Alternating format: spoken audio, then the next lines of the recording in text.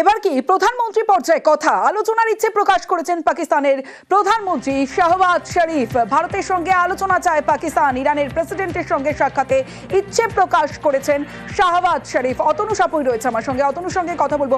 অতনু, এইবার যে আলোচনার ইচ্ছে প্রকাশ করেছেন শাহবাজ শরীফ, একাধিক বিষয়ে তো রীতিমতো নাকানি চোবানি খাচ্ছে পাকিস্তান, বোঝাই যাচ্ছে। আর ঠিক কি কারণে আলোচনা চান পাকিস্তানের প্রধানমন্ত্রী?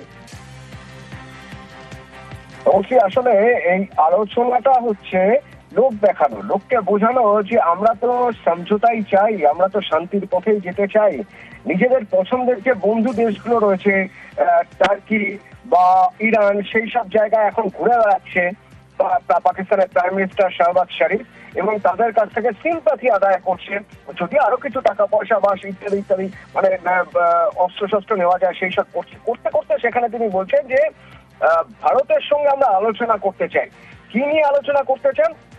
না কাশ্মীর ইস্যু নিয়ে। কি নিয়ে আলোচনা করতে চান? না জল সমস্যা নিয়ে। এখানে দুটো ব্যাপার রয়েছে, একতরফা আলোচনা হয় না। ভারতের প্রথম স্ট্যান্ড পয়েন্ট ক্লিয়ার করে দিয়েছে। প্রধানমন্ত্রী নরেন্দ্র মোদী বলে দিয়েছেন যদি আলোচনা করতে হয় অবশ্যই আলোচনা হতে পারে, একবার কেন 10 বার আলোচনা হতে পারে। আলোচনা কিন্তু কাশ্মীর নিয়ে হবে না, আলোচনা হবে পিওকে নিয়ে।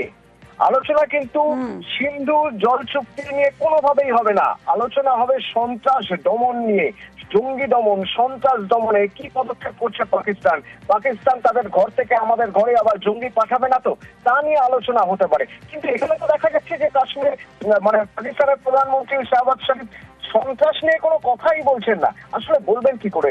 যারা সন্ত্রাসের পিছনে বা সন্ত্রাসীদের পিছনে থেকে ছায়াযুক্ত করে যান তারা তো এই নিয়ে কথা বলতে পারেন না। তাই বলছেন কাশ্মীর ইস্যু নিয়ে আলোচনা হবে জল সমস্যা নিয়ে।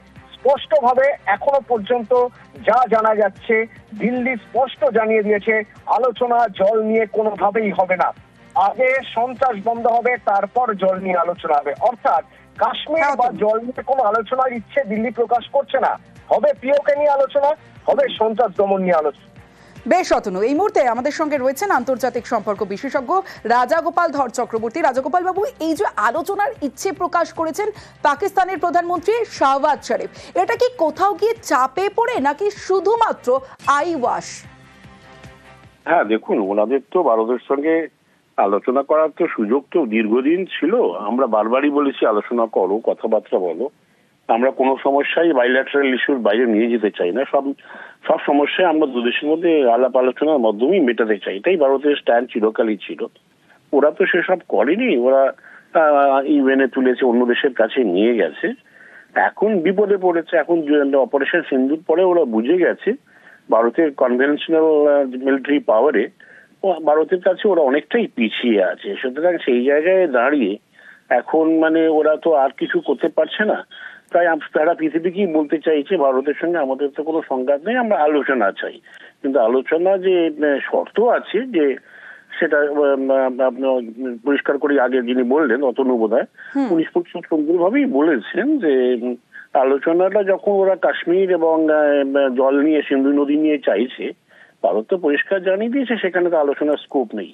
আমরা সিন্ধু নদীর জল 60 সালের চুক্তি, এখন সবে আমরা রদ করেছি। আমরা বেশ কিছু খাল কাটবো, বাঁধ তৈরি করবো, হ্যাঁ, যাতে জলটা আমাদের দেশে রাখা যায়, তারপরে ভাবা যাবে। সুতরাং এখন এই মুহূর্তে আলোচনার কোনো স্কোপ নেই। ওরা ইন্টারন্যাশনাল কোর্ট অফ জাস্টিসে যেতে পারে, যাবে, কিন্তু আলোচনা সেই ব্যাপারে হবে না। এবং পাকিস্তান অকুপায়েড কাশ্মীর ওরা আলোচনাও করবে না, ওটা আমাদের ছিনিয়ে নিতে হবে। সুতরাং সেই সব জায়গাতেই ওদের ভয় রয়েছে এবং ওরা খালি বিশ্বকে বোঝাতে চাইছে আমরা ঝগড়া চাই না, হ্যাঁ শান্তি চাই, কথাই বলতে চাই, এটাই বোঝাতে চেয়েছে, সবার জন্য এটা বলেছে। কিন্তু তাতে খুব একটা কোনো কাজ সিদ্ধি হবে বলে মনে হয় না। সারা পৃথিবী দেখছে পাকিস্তান কোনোদিন ভারতের সঙ্গে শান্তিপূর্ণভাবে বোঝাপড়ার মধ্য দিয়ে কোনো সমাধান করতে চায়নি। তারপরে যুদ্ধে পড়ে বিপদে পড়েই তখনই এসেছে। সুতরাং এইসব লোক আইওয়াশ, যেটা প্রশ্ন করলেন, আইওয়াশই মাত্র, এর খুব একটা কার্যকরী ভূমিকা থাকবে না। হ্যাঁ, বেশ, অনেক ধন্যবাদ আপনাকে।